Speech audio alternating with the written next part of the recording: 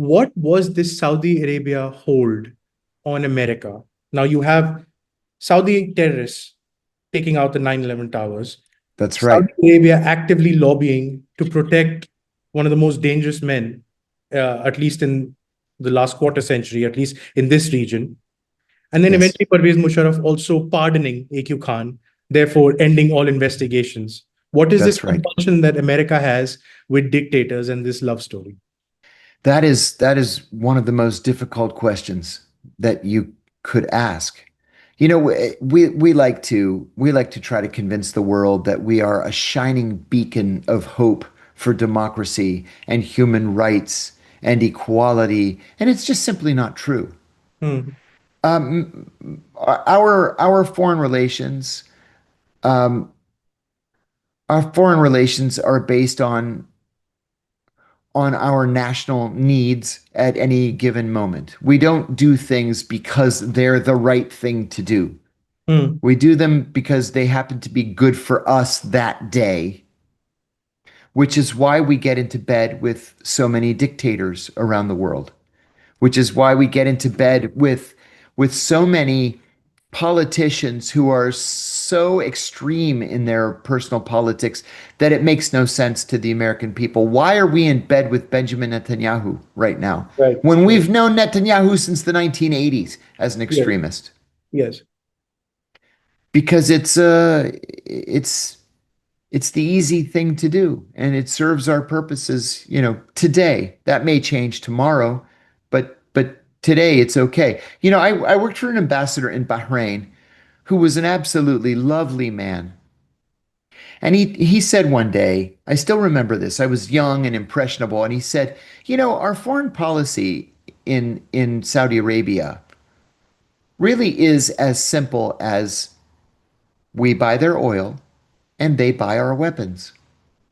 That's it. That's it. That's it. That's the basis. He said, you spend your career in the Middle East. I've spent my entire adult life in the Middle East. He said, I don't like the Saudis. They don't like us. But we pretend to have this special relationship, right? Even in the American embassy, my first overseas tour was in Saudi Arabia. And I Hmm. remember an enormous photograph. It had to be 2 meters across. And it was President Franklin Roosevelt and King Abdulaziz ibn Saud, the founder of Saudi Arabia, Yeah. in the back of a car together. And this was supposed to be emblematic of our special relationship with the Saudis. But when I first arrived in Saudi Arabia, um, I was placed in embassy housing. So I was living in an apartment in the diplomatic quarter, and I would walk a block or two to the embassy and go in the back entrance of the embassy. And every day, my first 3 days, I would say to this Saudi guard, Saudi Arabia National Guard officer standing there, Salamu alaikum. The Well, response, of course, is Walaikum assalam. yes. He would ignore me. So the next day, I went in and I said, Salaam alaikum. Hmm. And he ignored me. The third day, I went in and I said, Sabah al khair wa assalamu alaikum. Good morning Right. and peace be upon you. He ignored me. And I stopped and I said to him, what's your problem? And he said to me in English, he said, you are hired help. We paid for you to come here and defend us. We are not friends. Hmm. And I said, you know what? You're right. We aren't friends.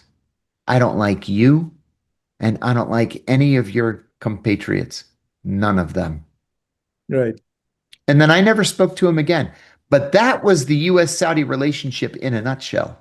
Do you think Saudi Arabia knows this now? Because with this mutual defense pact, again, I keep coming back to the nuclear thing and them sort of, basically seeking nuclear deterrence with the help of Pakistan. Then it appears with this Trump regime that a certain amount of American retrenchment has happened in the Yeah, region, where it's yeah, almost like a hemispheric defense now that America is focusing on. So Saudi Arabia always had the US for its back. Now that US is not, at least it appears that it's not highly dependent on Saudi oil, Saudi energy. Do you think Saudi Arabia is doing this as an insurance pact? Absolutely, yes. And it's not just Saudi Arabia, it's Kuwait as well. Kuwait last year made a purchase of, not made a purchase, made a sale of oil to China, and for the very first time ever, took payment in yuan. Yuan. Hmm. Yeah. First time ever that payment was not in dollars. So I think everybody is coming around to the notion that here in the United States, we're sitting on an ocean of oil. Okay, we have shale oil enough to last us 500 years. We don't need Middle Eastern oil. We buy it because it's good for relations, Yes, because we buy it and then they buy our weapon systems. right. So we continue to do that. But when push comes to shove, we don't need the Saudis anymore. And We that's what, don't. And so they're hedging their bets. yeah. They're improving their relations with China. They're Mm. improving their relations with India, which is a huge market and in need of oil. Yes, And you know, if the Indians are going to have problems, especially from the United States, buying Russian oil or Russian natural gas, oh, they should just buy it from Saudi Arabia. It makes it even easier. right.